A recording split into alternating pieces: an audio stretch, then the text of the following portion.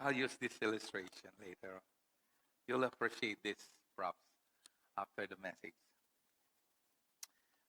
Magandang umaga po sa ating lahat. Yes, salamat po sa lahat ng mga nag-donate, tumulong, nagluto, naglinis, nag-support. There's this one particular song that says, "Thank you for giving to the Lord." I'm glad you did. Because of your giving, one and many, not only one, but many, hundreds of souls going to heaven, coming into the kingdom of God. And one day, iiyak silang magpapasalamat dahil hinanyayahan niyo po sila, sumuporta kayo, nagluto, tumulong, at sila ay nakatanggap. Amen. Salamat po sa mga nagpakapagod, sa ating senior citizen head na sobrang stress this past few weeks and finally gaining momentum and not only momentum but fruits of their labor sa mga maraming senior citizen who accepted the Lord. This morning, kind of enjoy the preaching. And, the Lord sustained me kasi kahapon, after right away the senior citizen, nandun po ako sa youth camp ng mga churches. And they invited me to preach. At marami po sa mga audience ay they belong to the LGBTQTAI plus community. And each word has a different meaning. Na-share ko kaninang umaga to, isa sa mga preachers ay according to Pastor Ryan, kilala niya, siya yung kasama ko kahapon. He's a practicing homosexual who became a believer, praise God, but confused about the gospel. And by His mercy, I was able to catch or rectify what needs to be corrected. Because most of the believers, most of the young people there felt condemned because of the message delivered, and they truly appreciate after the message has been conveyed. They finally understood that even homosexuals, whenever they believe the gospel, they are entitled to eternal life. And yung pagbabago, wag natin pakialaman yun. Kasi ang Panginoon, kapag siya ay nanahana sa spirito ng isang puso ng isang tao, sa kanyang spirito, he will not be comfortable practicing whatever is not in alignment with the Word of God. Until the Lord this person will finally realize that they're no longer happy doing that. And I am so privileged of sharing the one true gospel kahapon. At biniyaan ako ng Panginoon, dalawang araw na akong walang tulog. Pero salamat sa Diyos, nakatayo ako ngayon sa inyo. And today, I'll be sharing a very important message. So I want your 101% attention because this message is where the rubber meets the road. This message will change your view and you will not treat the Word of God after this casually. This message, the moment you believe and receive it, will turn you from spectator to participate, or from victim to victors, from defensive to offensive. Most of our lives, we were trained to be defensive when it comes to the attack of the enemy. And today, by His grace, I will teach you how to be a effective fighter, not on your own strength, but on the position of authority and identity that the Lord gave to you. No? Yung paano maging offensive fighter, not defensive, passive believer. So, I invite everyone to join me in prayer right now. Father, we thank you, Lord, that your word is a lamp unto our feet, Lord, a light unto our path. Lead us, O Lord, to a greater revelation of what will be shared today. Give us listening ears. Give us, Lord, a good receiver in our hearts. For it is in our hearts, Lord, that we believe, not intellectual, Lord, knowledge alone, not alone in our faculty, but it will reside in the deep portion of our hearts, that we may be able to grasp, Lord, the necessity and the expediency, Lord, of this message. And those who are watching online, thank you, Lord, for their lives. I know a lot of them are listening. Bless their hearts too. May they be a good recipient of your message, Lord. It takes grace to know grace, so we pray for your grace to understand all this. In Jesus' name we pray. Amen. So today, the title of the message I will share to you, ito po, The Power of the Spoken Word. It's not that simple. Mayroong mga kaakibat na mga malalalim na katotohanan behind all. Don't be fooled with the simplicity of the title. Many times, narinig nyo na to, but and sometimes, most of us,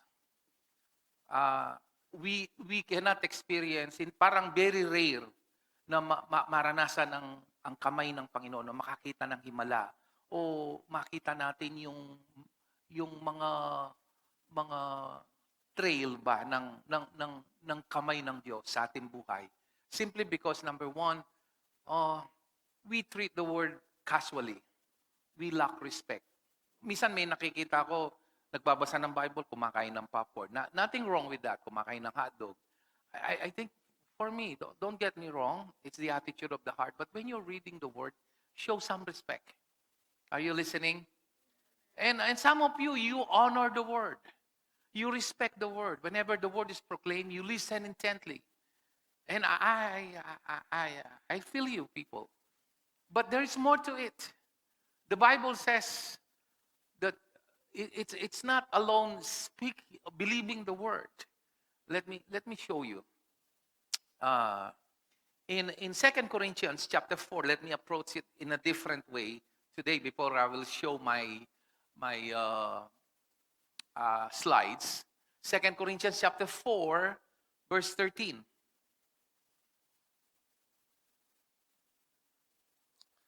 It is written, I believe. Therefore, I have what? Is spoken.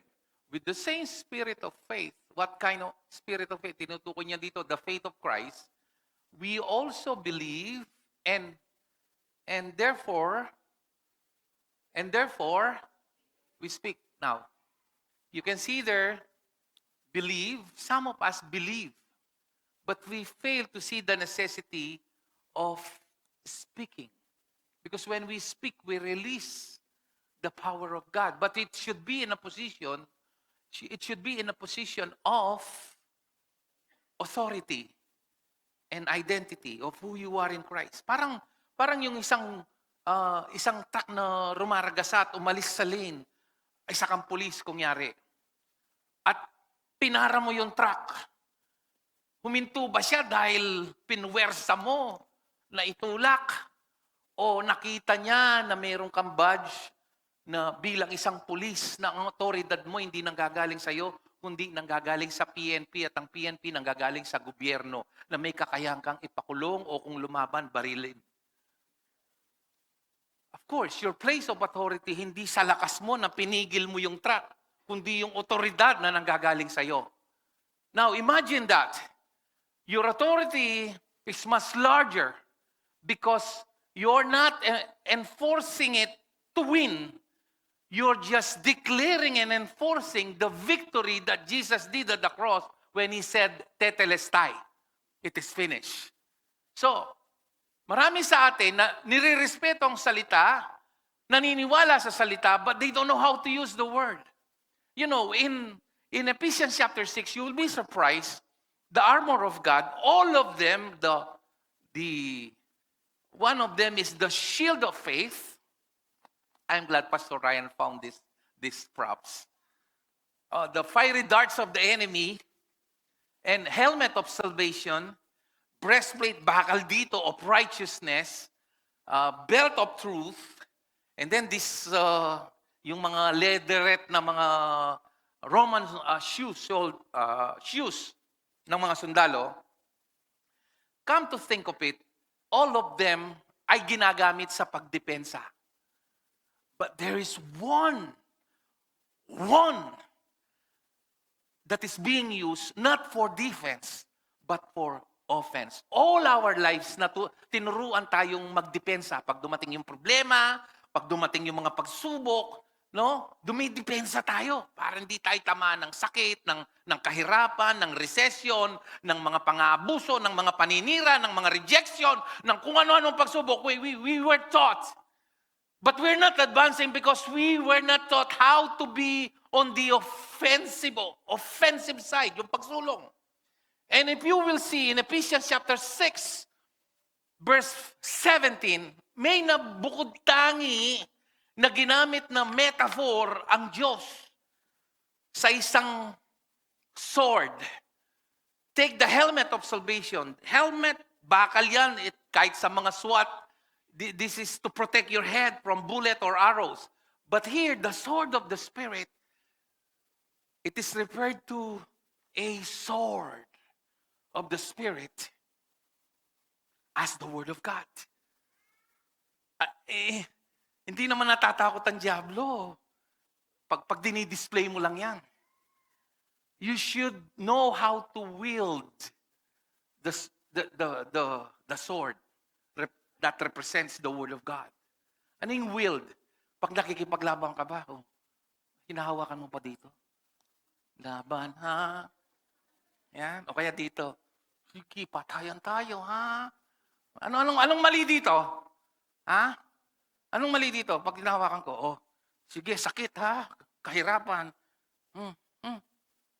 Yung medyo may pumipilantik pa na kamay. How do you grip? How do you wield? Anong ibig sabihin ng wield? How do you touch? You touch it so tight that you're confident in holding it as a weapon. Are you listening? The Bible says in Hebrews 4:12, the word is so sharp. It's like a surgical knife with surgical precision. Kung nanood na kayo ng mga surgeon, pag mag-o-opera sila, hindi sila parang nahihirapan.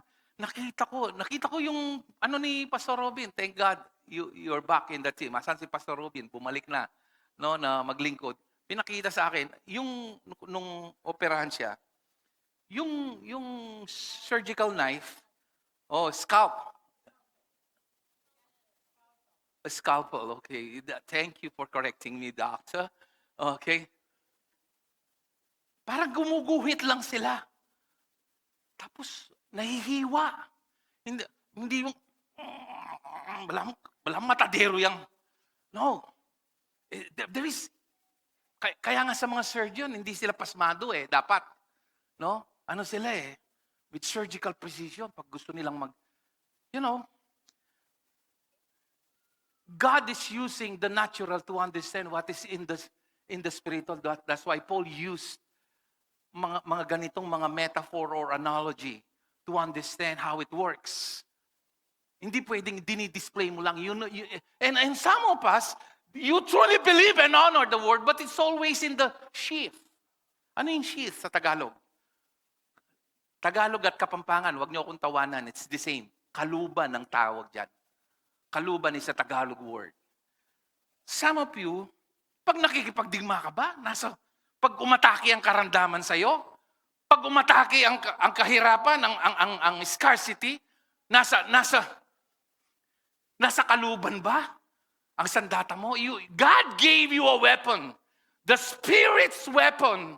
And the Holy Spirit inside of you, He gave you a weapon. But you're sincere, you believe it, but you fail to see it. How to use it? Because you fail to see it in God's manual.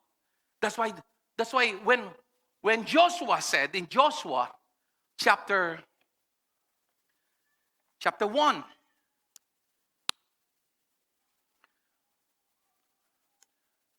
verse 8 and 9, do not let this book of the law depart from your mouth.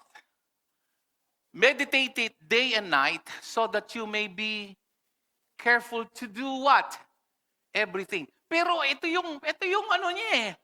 Ito yung kanyang, ang lalim nito eh. Kasi, ito yung ina-unlock dito, paano mo gamitin yung sandata mo. Your second nature should be, pag dumadanas ka ng mga mahirap na sitwasyon at digmaan sa buhay, because it became part of your life. Meditate. Meditate, ibig sabihin, you're so mindful, you just contemplate it, nagbubulay-bulay, nagmumuni-muni.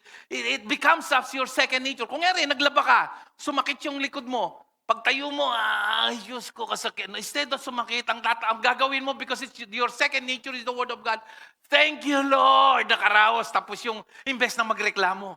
Hindi yung daing ng daing, hindi yung laging dumadaing o laging nagrereklamo. Kasi pag daing ka ng daing, parang lumalayo yung blessing at nagmumukha kang daing. Di ba? Kanina umaga, sinasabi ko lang yung word, tapos sinasagot nila yung second word na hanggang sa alam na nila yung mga liners na ginagamit ko, one-liner na ginagamit ko, para maintindihan nila kung anong ibig ko sabihin. Then you will be what? Prosperous and successful. Look at this. Being prosperous is different from being wealthy. Last week lang, it's all over the news. The first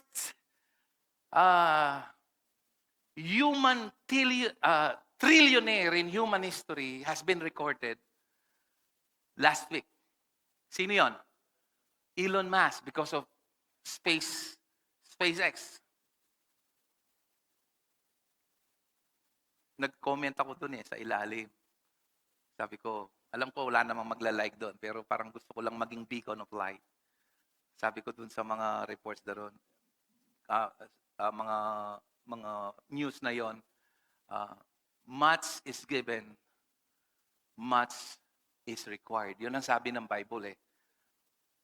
You see, money, there's a great chasm between wealth and prosperity.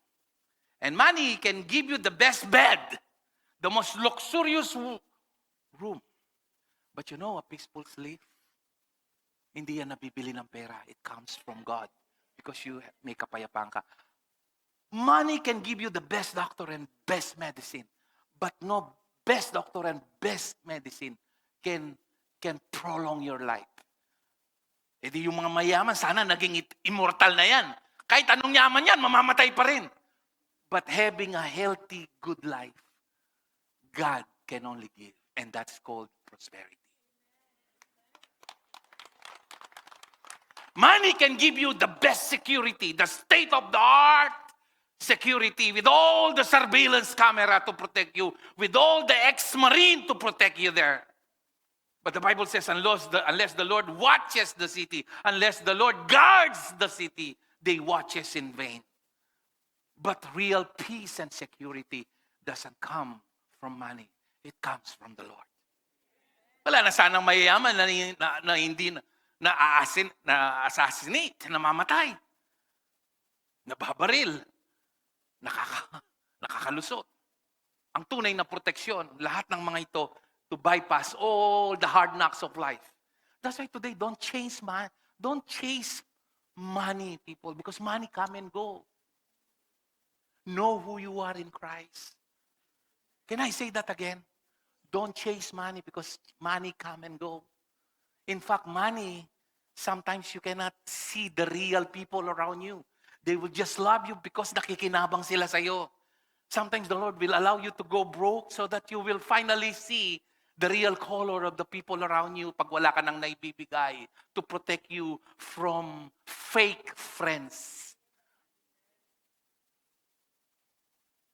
Are you listening? Now, let me go to my PowerPoint. By the way, that's just my introduction. In the New Testament, the Word of God is translated into two distinct Greek words. One is logos, and the other is rhema. It should be pronounced as rhema. Pwedeng rhema. Yung iba sa, but it should be pronounced as rhema. Understanding the difference between the two is the most important thing you need to know how to apply the word. Kasi yung mga iba, pag nagpipreach, hindi nila alam yung logot because they don't understand this. Pastor, will your preaching, can this preaching, type of preaching, put food on my table? Can it pay bills? Imbes na hawak ko ang bill.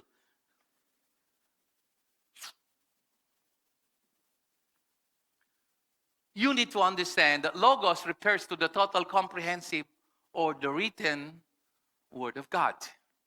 Here.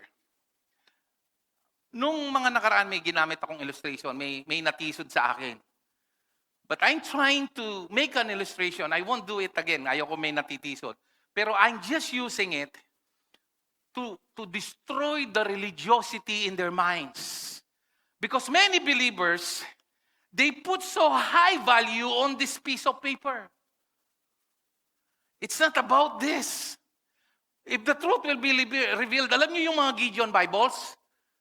Yung papel nila? Nung high school kami, ginagamit namin yun, yung Gideon Bible na maliit. Kung minsan nauubos hanggang ganito na lang, ginagamit namin pangtili ng marijuana. Sinong nakaranas nun? Oh. Now, some people may put lights.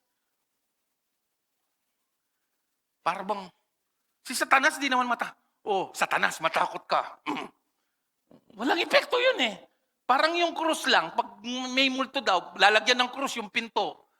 So yung mga satanista nagsusuot din ng krus eh. Are you listening?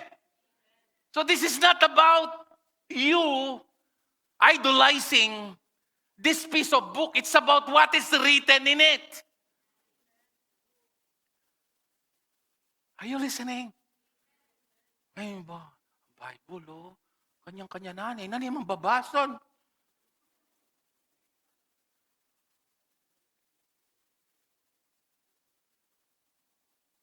So it's called, what is written in there is not this paper, but what is written in here is called Logos, not the paper.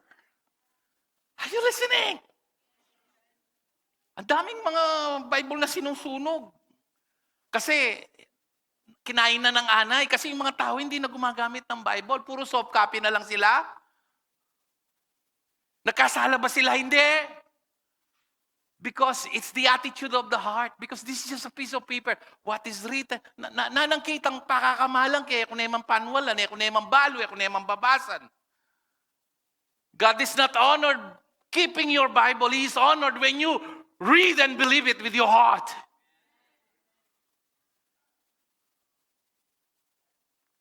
Sinong nakaka-connect? If we are on the same frequency, at least say a resounding amen. Hallelujah. Rhema refers, okay, here is where Rhema goes. This is very important. This is where you can withdraw miracle. This is where you can come, draw out the hand of God coming to life and releasing the ability of God. Listen, Rhema refers to specific, spoken or personal applied utterance. In Christian tradition, Rhema is often described as a familiar scripture, Logos, the supernatural, that is supernatural, quicken, everybody say quicken, or spoken by the Holy Spirit to a person's heart, giving them immediate guidance or faith for a specific situation. Let's say, naririnig mo, kada linggo, sinasabi ni Pastor Ryan at ni Pastor Jan, by stripes you are healed. Tanggapin natin, kainin po natin ang tinapay. Inumin po natin. It becomes like a ritual to you. There is no real deep stronghold, just like the sword, of this wonderful truth. Until nagkasakit ka. tinamaan ka ng cancer, tinamaan ka ng kung anong-anong sakit na hindi kayang gamutin ng doktor. Anong mangyayari? You're so desperate. You're so desperate to just hold on to that dear word. Now, it's no longer by stripes you are healed. You're willing to risk your life. At kaya mong iamba ang iyong ulo sa tabak. Risking your whole life believing this, by His stripes you are healed. It quickens, the Spirit quickens it because out of desperation, and then healing flows. Naalala ko yung mga marami, ako natatawa ako sa mga pag nagpipreach ako sa mga ibang churches. Pastor, lagi lang sinasabi to, tagal na namin binabasa yun. Ba't ikaw pag binabasa mo, parang mas naunawaan namin. Bigla ko naintindihan yung scripture. May isa pa nga, dati 40 years ko nang binabasa yung scripture na yan, sabi niya. Pero nung sabihin mo, biglang nagliwanag sa akin. Kasi pag may revelation ka, nagbibigay ito ng liwanag sa mga nakakarinig. Nagiging power ito. Because you're not preaching on your soulless level, you're preaching in the Spirit. And so people tries to, yun ang kaibahan ng gumagaya ka lang sa preaching at totoong naunawaan mo at pinapaniwalaan mo. Because it's not only information. Because information, if it turns to revelation, it can bring transformation. Are you listening? And it takes the power of the Holy Spirit to hold on. That's why you need to hold on tight. It should be on your mouth. That's the Rhema word. A seasoned word. A timely word. A precision surgical word. Very specific. Naalala niyo si Jesus? Nung nag-ayuno siya ng 40 days, tinukso siya ni Satanas, dinala sa wilderness. Siyempre, gutom, no? Nakita, puro bato.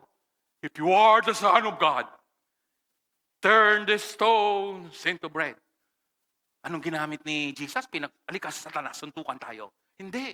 Anong ginawa niya? It is written. Specific, surgical precision, use of the sword. Man shall not live. He's talking about life on bread alone, but on every word that comes out of the mouth of God. Very specific, mouth of God. There you go, the Rhema word coming from the mouth of God. Are you listening?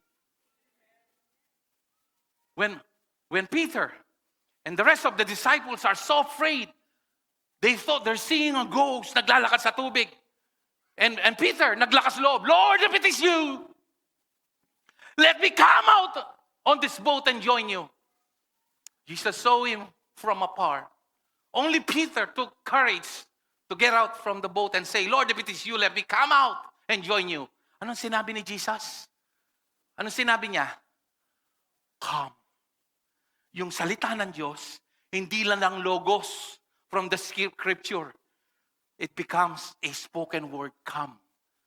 Lumubog si Pedro nung nakita niya yung malakas na alon at bagyo. Pero sa totoo lang, kahit walang bagyo at tahimik, imposibleng makalakad si Pedro sa tubig. Pero paano siya nakalakad at gumawa ng himalang Diyos sa buhay niya? Because there is a Rhema word, a spoken word, a precision, a word with precision. Come. You can walk on any situation if you try to apply that. If you have a Rhema word, it becomes a powerful force to defeat the devil. Because why? In Hebrews, go to Hebrews before I will continue reading this. Hebrews 4:12. Sino nag-enjoy sa lesson? For the word of God is living and active, sharper. Tingnan nyo, inulit, oh. Ginamit na namang metaphor ang espada. Ang espada kasi dalawang talim yan eh. Kabilang talim, sharper than, higit na matalim dito, than any double-edged sword. It penetrates even to dividing the soul and spirit and marrows, your bones. It judges your motives, your intention. The word of God is like a mirror. Minsan alam mo, tama ka, pero mali ka pala. Minsan alam mo, puro yung motibo mo, pero may hidden motive ka palang natatago na hindi mo alam. And the Word of God can define that clearly and sharply. That's why the Bible says there is a way that seems right unto a man, but the ways thereof are the ways of death. That's why if you're walking merely on your logic and intelligence, you can be fooled by the devil. That's why the Bible says, trust in the Lord with all your heart and lean not on your own what? And He will direct your path. Are you listening? Now let's go to my main point.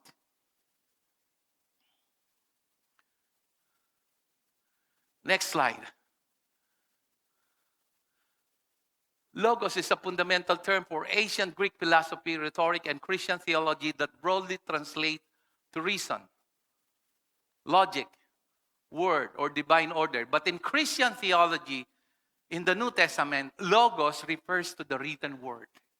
But in Greek, the word logos means facts or divine order, reasoning, logical, natural. Okay, next. The word rhema is actually used in the New Testament to mean spoken word or utterance. So hindi lang siya nasa puso mo. Yung iba kasi hanggang dito lang eh. Walang effect yon. Kailangan, pag sinabi mo, it should be in a position that you believe it. Why? Bakit importante ito? Marami sa atin, ang tagal nang nakikinig ng sermon. Pero parang, totoo kaya itong pinipris ni Pastor, bakit hindi ko nararanasan? Ano kaya? Saan kaya nanggagaling? Some of us don't have any clue what is happening. Naririnig mo, linggo-linggo, you are highly favored, deeply loved, and greatly blessed, but it has no effect. You seldom see the hand of God. You seldom see miracle. But you see when you understand finally what is logos and rhema in your life, miracle will become natural. The natural will become supernatural. The ordinary will become extraordinary. Let me put it this way. But let's just finish this first. Go on. The application. See the difference at the glance. Yung difference ng logos at rhema. Logos, the total objective of the word. The intent. Whereas rhema is specific spoken utterance of or message. Sa logos, the concept of God is unchanging truth, wisdom, and foundational principles of God, which is the Bible. But in rhema, the direct application of the truth to a specific moment or need. Kunyari, walang-wala ka. What is specific surgical precision that needs to apply? First, you understand, if He gave His own Son, many, how will He not give the things that you need? And my God, sabi ni Paul, my God shall supply all your needs. Alam nyo, ang ano kasi natin, parang sapat na yung naniwala tayo dito. No? The Bible says, resist the devil and he will flee from you. James 4:7 says, submit yourselves to God, resist the devil and he will flee from you. Resisting doesn't mean you become silent. Tandaan mo, ang kaaway, hindi niya nababasa ang kaisipan mo. Hindi niya nakikita ang puso mo. Resist means to stand firm. Resist means yung tumayo at lumaban. Kumontra sa mga nakikita mo. Sa itinatapon sa iyong kahirapan, kawalan, sakit, kaguluhan, kapayapaan. Resist means you need to speak and stand for what you believe. That's why we are called not by seeing but by believing. Are you getting all this? I'm teaching you to be a warrior and how to use your most precious sword. Marami sa atin nire-respeto yung word pero nandun lang sa kaluban, nandun sa sheath. You don't. But it should be in a position of believing. Why? Because you are one with Him. In Revelation chapter 1, verse 5 and 6, look at this. This is so important. In the New King James Version, it says, Revelation chapter 1, verse 5 and 6. The prelude is from Jesus Christ, the faithful witness, the firstborn from the dead, the ruler over the kings of the earth. He is the ruler over the kings of the earth. Napaka-importante niyan. To him who love us. And what? Pakibasa. From what? In his. Kita mo, walang paghingi ng tawad na binanggit dyan. Your cleansing is not coherent to your confession. It is only in alignment with what He did, not what your action is. Just receiving. Forgiveness is receiving, not confessing.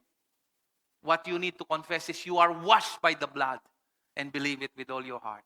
Say amen. Inuuna natin lagi yung kalesa sa kabayo. Mali yung paniniwala natin. But in verse 5, because of that, the after effect is, and has what? Made us what? Are you sure, Pastor? Nasa Bible yan? Opo, nasa Bible, oh. He made us what? And what? To His, sa harapan ng Diyos, you are a king, you are a priest, you represent God. Priest represent God and man. Mediator ka. Sinabi ni Paul yun. We have the ministry of reconciliation. We are the ambassador, the mediator of God. To Him be glory, dominion, forever and ever. Amen. Bakit importante ito, yung kings and priests? Because king's word is so important. Si Trump, pag sinabi niyang, bombahin mo yung asungot na tangke o drone ng Iran, pinagpapawisan ba si Trump? Hindi, isang utos lang. Nasa air condition siya sa kwarto because he's in a position as a president backing up all the resources of United States of America. Laway lang. Pumuputok, sumasabog yung napakamakapangyarihang tangke. Higit na makapangyarihan yung bumabackup sa'yo. Yung tinapos na gawa ni Jesus na kung saan lahat ng mga demonyo, lahat ng kapangyarihan, hari man, dito sa ilalim ng lupa, sa lupa at sa langit, ay sa kanyang kapangyarihan, ang sabi ng Biblia, na bumabackup sa iyo. Higit sa kapangyarihan ni Trump. Kung naintindihan mo lang ito, naku, ewan ko lang. Ayaw ni Satanas na makuha mo to. Di nga liwaki kayo, makamulalala, laman excited. Wala mo lang, itang alayang rema, logo yan, logo. Matudtod siya. Anya area kakiting milagro ng Ginoo. Lenyo rin, sasabihan ko kayo no pangatindi, palakpak kayo, pipilitan nyo lang ka, palakpak na yung sarili yun. Maaga ko kitang logo level, alang rema, anya alayang Puto makilabang ka Satanas. Sige Satanas, subukan mo, amo. Pati katan amo. Dapat confident ka, panwalan mento to. Matalik ka talan. Huling kayo niya makasalalim, yebo. Anya sabihan kayo, kung man excited eh. May pilitan kayo matingal nung may elakpak. You don't take the word of God seriously. We don't take the word of God seriously. That's why there is no rhema effect in our lives. Now you go. In Proverbs 18:20-21.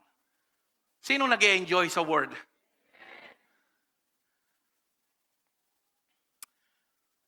Huwag ka titingin sa oras. Nung last Friday, kinabahan ka, no? Kala mo sira yung cellphone mo, nag-log out ka, no? Minsan nga, hindi mo alam na lobat ka na eh. Bigla na lang nagsiya-shut off. Si Meta pala kami, kasalanan. 9:34, nag-shut off si Meta. Nahalata tuloy, na-addict ka sa cellphone mo. Parang may kulang pag hindi mo bit-bit. Bandage yun, ha? Ako, on purpose. Kung minsan, maghapon, iniiwan ko yung cellphone ko. Para hindi ako maging alipin doon. And it feels good. It's very liberating. Kapag isang araw, hindi ko tiningnan yung cellphone ko. From the fruit of his mouth, a man's stomach is filled with the harvest from his lips. He is satisfied. Saan? Go muna sa mouth.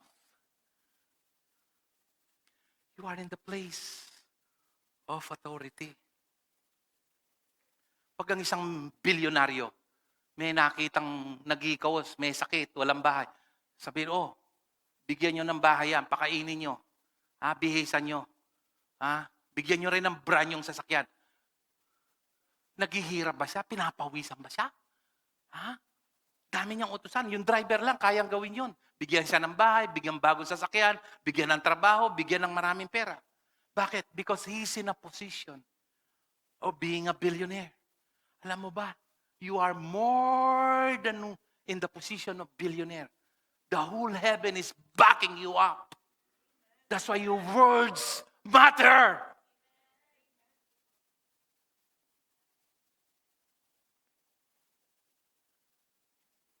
Kanyan lamo. Tutula kaya riyan. Hanggang tumuhan ako. Hanggang basan mo yung Bible for the next 50 years. Salayang epekto kayo.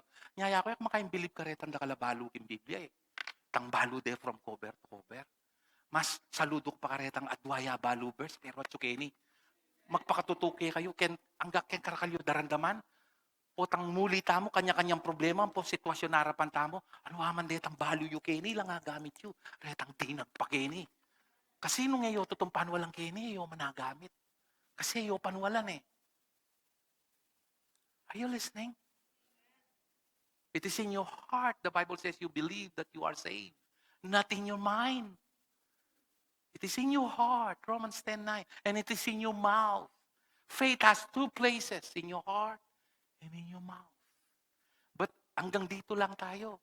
And unfortunately, wala pang modu. Sa cellphone la, si CR la, susula po la isip. You will never treat the Word of God casually after this message if you will listen intently. Napin marlas kung mamiro neng kay, potang magpreach ko, tutuntod ko. Uling alakan din da marema words. Potang di nagpaing problema, potang minuli na ko, ika namang emi patutud.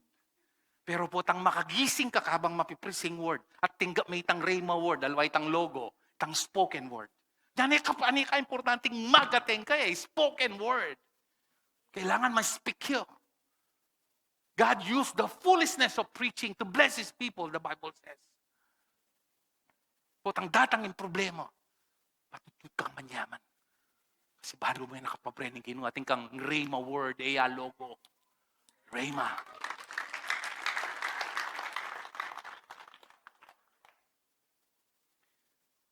Verse 21. The tongue has the power of what? Because you are kings, you are priests, and death. And those who what? Love it. Lagi kong nire-remind ng sarili ko dito. Dito ako laging, sabi ko nga nung kagabi, wala pa ako, hanggang alas 3, gising ako eh. Kahit hindi ako pakinggan ng mga taga-CCMI, I will still preach this. Sabi ko, Lord, kailangan ko to araw-araw. Kasi pag ang nakikita natin sa fallen world to eh. Sinong naniniwala we're living in a fallen world? Puro kabaligtaran nung kung talaga sino tayo at kung ano tayo at kung ano ang binigay ni Lord.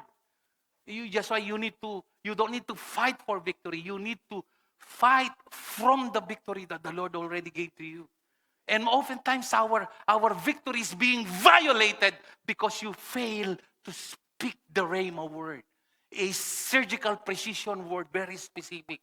And the key is to meditate. Alam niyo yung meditate? Yung meditate comes from the Hebrew word to chew. Lagi kong ginagamit na illustration to, ang idea dun sa Hebrew word ng meditate, alam mo yung baka o kalabaw, pag nasa pahinga na yan, ngumunguya yan. Pero wala naman damong kinakain. Ganito pala ang kasanayan ng isang kalabaw. Kakain siya ng damuhan maghapon, tapos pag nakaupo siya sa gabi, nguya yan, nguya na nguya. Lalabas pala, may kakayahan pala siyang ilabas yung mga kinain niya, ngunguyain niya, tapos lulunukin niya, kukuha na naman. So, parang ganon. Yung pala yun ang ginagawa niya. So, the idea of meditation is like that. You read, you absorb, and then you meditate until it becomes your second nature. Na kapag dumating ang problema, instead na dumaing magpasalamat. Na kapag dumating ang magpagsubok, instead na ikaw ay magipo ng pagsubok, ikaw ay luluhod at mananalangin sa Diyos. Na kapag tumitindi ang pagsubok, lalong umihigpit ang iyong pananampalataya sa Diyos. Because the Word of God is second nature to your being. It's already part of your system.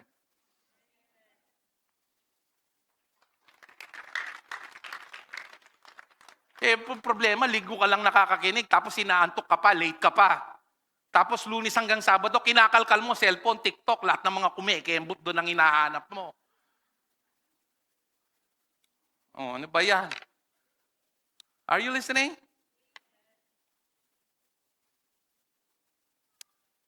Let me go to my PowerPoint. But hindi ko nakakarating doon sa aking gustong, tignan ko nga. Kayo ba talaga tinype nyo to? Hindi ako nakakarating doon. Kahit sa sundin sa first service, buti kabisado ko yung PowerPoint ko. Next. Next pa. Yan, the creative and restorative. Point number 1, just as God spoke to the universe in existence. Paano na-exist ang universe? Logos o Rhema? Rhema. Let there be light. Hindi niya sinabing, let there be light. Word of God naman pag sinula niya eh. Pero, He spoke the word. Let there be light. Let there be trees. Kasi kung salita ko lang, kung puro chismis lang at paninira, walang power yan. That's why the Bible says, let no unwholesome talk come out from your mouth, but only that is in line with the word, that we may minister grace, Ephesians 4:30. Personal utterance, guided by faith, our belief, shape destinies, bring healing, and transform impossibilities in situations. You have to understand two kinds ang Word of God in the New Testament, the Logo and the Rhema. Okay, next. Common biblical usage. When Jesus was tempted in the wilderness, nabanggit ko na ito, He replied, man shall not live on bread alone. That proceeds from the mouth of God. He Rhema highlights the necessity of active word. Because the word of God is sharper than any two-edged word. It's living. Buhay siya. And active. Parang siyang organismo. May creative power. Commands from God. Romans 10:17. So then faith comes by hearing. And hearing by the word of God. Hearing. Hearing. Hindi reading. Hearing. Hindi. Inuulit ko. Hindi pagbabasa, kundi pakikinig. Meaning, there needs to be a Rhema word.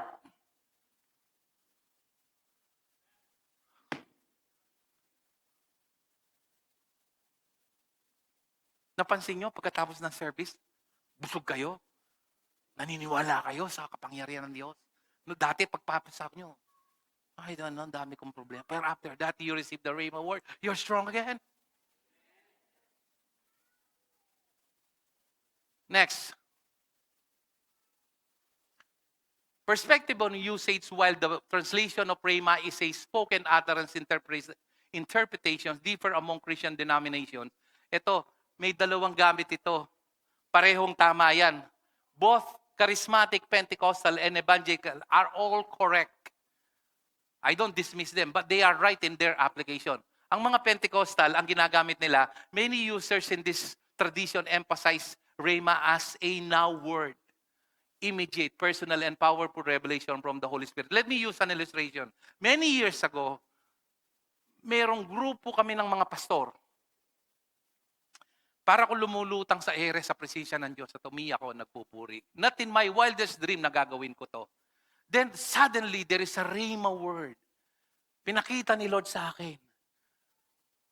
Isang lalaki na naka-jacket ng ganito. Nakamukha ni, hindi Coco Martin, Choco Martin. And then the Lord spoke in my heart. Say specific words.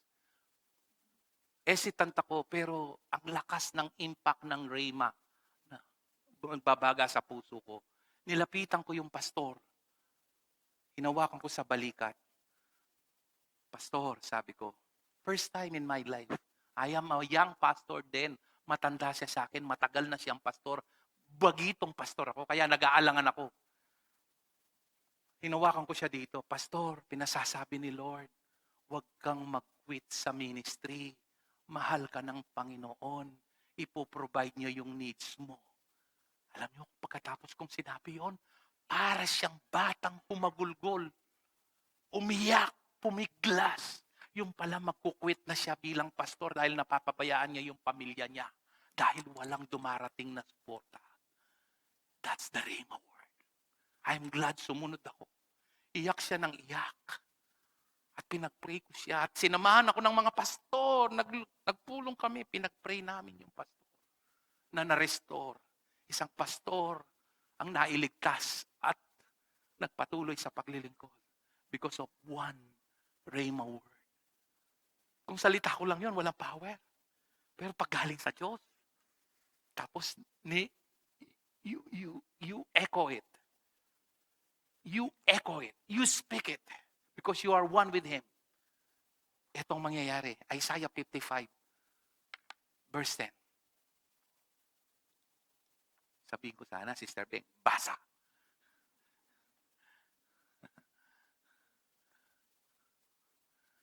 As the rain and the snow come down from heaven and do not return to it without watering the earth. Napansin nyo? Making it bud and flourish. Hindi, naalala ko lang to. So the yield seeds from the sower and bread for the eater. Okay, himayin natin yan. Gusto ko lang, it came to my mind. Before this, yung mga habagat at ulan, napansin nyo yung mga damo kulay brown, sunog, yung mga, sa Eco Park nga, ayoko nang pumunta parang disyerto, puro tuyot. Tapos, mga ilang araw lang yung umulan. Napansin nyo, nagsulputan yung mga dahon, biglang naging luntian, biglang yung mga talahib, kulay green. Sino nakapansin nun ngayon? Tapos yung mga bulaklak, biglang nagsulputan, yung mga kulay orange na ang dami sa mga trees. Ito, inalintulad ng Diyos, ang spoken word doon. Ito, tingnan nyo hindi lang, alam nyo kung anong paulit-ulit na sinasabi ko, matagal na kayong naniniwala, pero ang galakin, takas. Nasa kaluban lagi yung word mo. Hindi ka marunong maging offensive, puro depensa ka. Tapon ng sakit, ng karamdaman, ng kung anong confusion si Satanas. Tama naman dumipensa ka, pero kailan ka mag-uupensa? Kailan? At yung pag-upensa, hindi lang minsan na atake. Kailangan paulit-ulit. Di naman pwedeng, kung higanti yan, kung minsan, hindi naman minsan. Kailangan ulit-ulit mo, ina-apply yung word. Hanggang sa maglaho ito. Hindi sa kapangyarihan mo, kundi sa kapangyarihan ng Espiritu Santo. Sapagkat sinabi ng Biblia, it's not by your might, it's not by your power, but by the Spirit of the Lord, sabi ng Bible. Zechariah 4:4. Verse 11. So is my what? The logo word. That what? From my what? The Rhema word. I will not return to me empty, but will accomplish. Alam mo kung bakit napakatotoo nito? Number 1, hindi sinungaling ang Diyos at hindi siya marunong magsinungaling. Number 2, tapat ang Diyos kahit hindi ka tapat sa iyong mga ginagawa. Pag pinangako niya, tutuparin niya. The Bible says, though you are unfaithful, God will remain faithful because He cannot deny Himself. Are you listening? It is where the rubber meets the road. Alam mo yung centurion? Lord, yung anak-anakan ko may sakit. I'm not worthy. I'm not worthy, Lord, to entertain you under my roof. But just, ano sabi niya? Say the word. Rhema, and my son will be healed. Go, your son is healed. Sabi niya. Sa Greek, go, your son is being healed. Yun ang original. Habang naglalakad siya, may sakit pa rin yung anak niya, yung anak-anakan niya. Hindi niya totoong anak. Tapos, exactly ganitong oras, around 1 o'clock, sinasalubong siya ng mga katulong niya. A powerful officer of the Roman government. Yung anak niyo, bumubuti na ang pakiramdam. In fact, magaling na. Anong oras? Ganito mong oras. And then he remembered, the Bible says, the exact time that Jesus said, go, your son is healed. Go, your son is healed. Dito, hindi lang dito, dito. Yung Rhema word lumabas. Kailangan talaga, ini-speak yan. Sinasabi, marami sa atin, nasa kaluban yung word. Naniniwala sa word. Yung iba walang respeto, pero marami sa inyo may respeto. Hindi sapat ang respeto at paniniwala. You need to speak it. Because the devil, if it is the attack of the devil, or anything in this world, cannot see your mind. He is not omnipotent like God. Cannot read your heart, cannot read your mind. Only God. But when you enforce that victory from the position of your identity as righteous, victorious, more than conqueror, redeemed, blessed, protected in Christ, it has power because your words is backed up not by your own power. It's backed up by the finished work of Christ. He declared, it is finished.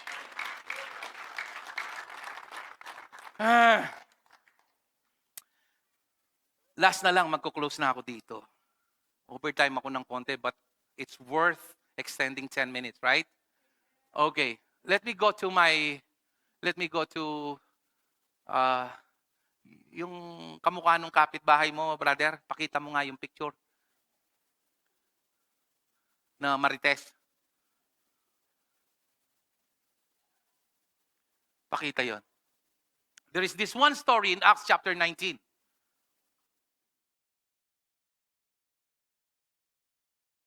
Ano yung bell ko? Dinatangnayin ka na akong flight steward, flight attendant. Jesus said, Acts 19. The story is this, mahaba tong kwentong to. Paul, handkerchief lang, pag nahawakan ni Paul at nahawakan na may sakit, gumagaling.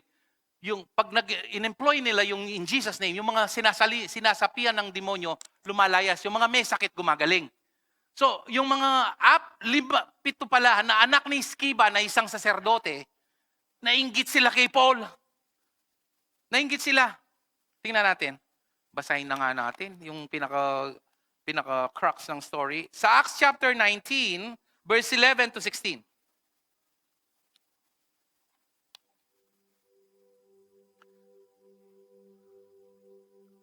God did extraordinary miracles through Paul.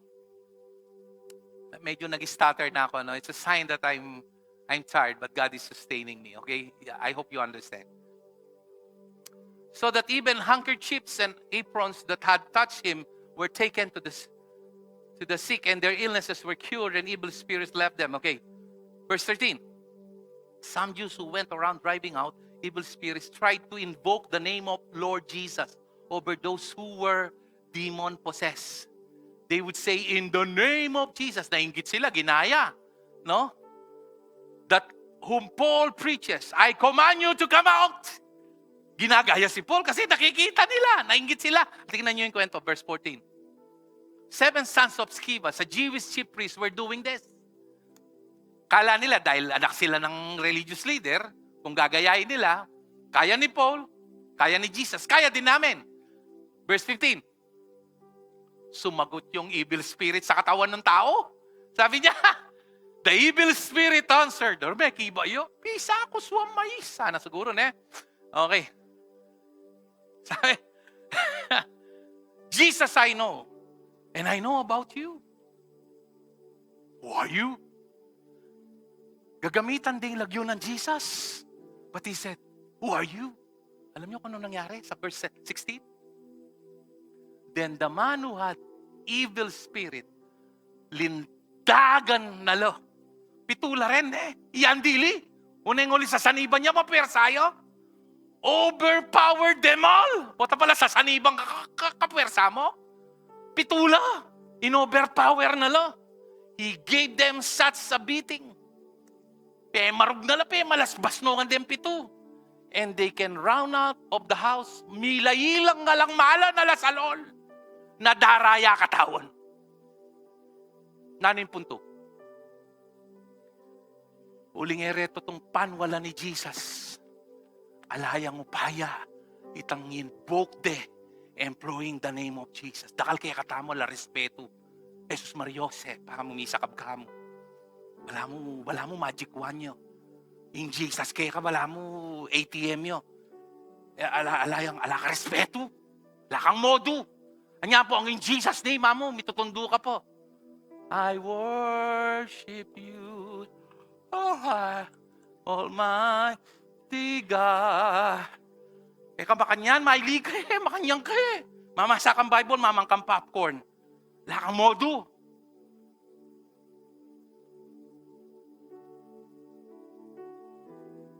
Pakiramdaman niya yung word, potang ganado ko. Potang alakang gano. Minuran mong bagya, Pastor, ating po service.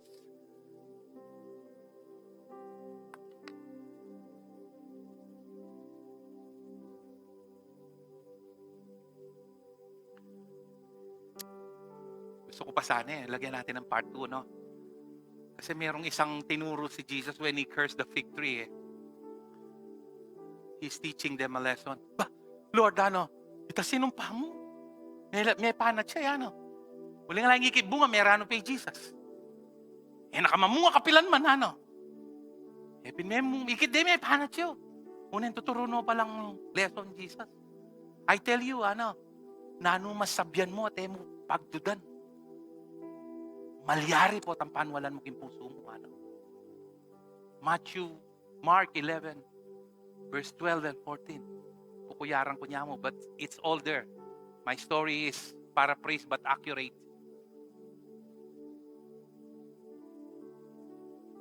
Come on, lift up your hands. Renew your respect and honor to the word. Kaya nila mababaldug pa ulit-ulit din Kristiyano. Bala mo po tang mapipresing word, manal bela sine, it's a form of entertainment kay pastor. Alang modo la respeto.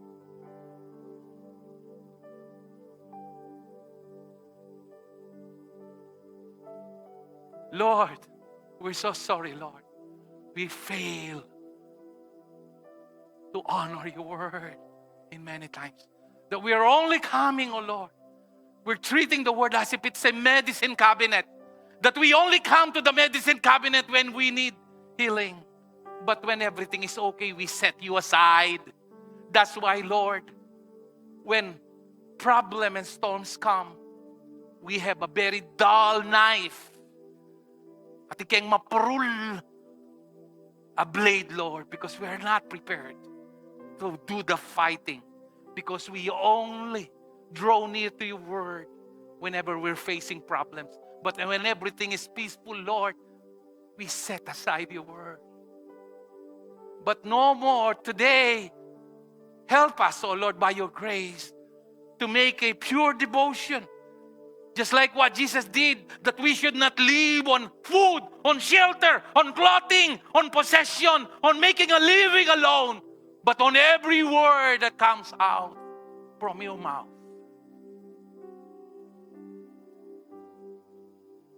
So that we will see, oh Lord, your hand, your miracle. That it's not a mere information, but this information will lead to revelation. And the fruit and byproduct of revelation is transformation and miracle. Thank you, Lord, for setting us free to this blind spot. Blind spot ito na pinakita ng Diyos sa'yo. Blind spot mo to. Blind spot ko to. Ang lumalabas sa bibig mo, reklamo, daing. Your second nature, singsing, dying. Magreklamo, Kasi you're not saturated with the Word. But it should be that man shall not live on bread alone. Your second nature should be giving thanks. Your second nature, whenever you're facing problem, is habang tumitindi ang pagsubok, lalong tumitindi ang kapit mo sa pananalig sa Diyos. Salamat po, Panginoon. Pinalaya mo kami sa mga maraming mga bagay na matagal na naming dinededma. Na-attend lang kami whenever it's convenient for us. Makikinig lang kami. We fail to see that the Rhema word is more important. They're equally important, both Logos and Rhema, Lord. But the power of the Logo comes from Rhema, Lord. May we understand this teaching today. And may we approach the Word of God in a different way after this sermon, Lord. May this not be just another sermon, Lord. May this be a life-changing message on how we treat the Logo, the Logos, the written word. Thank you, Father. In Jesus' name we pray, and everybody will say, Amen.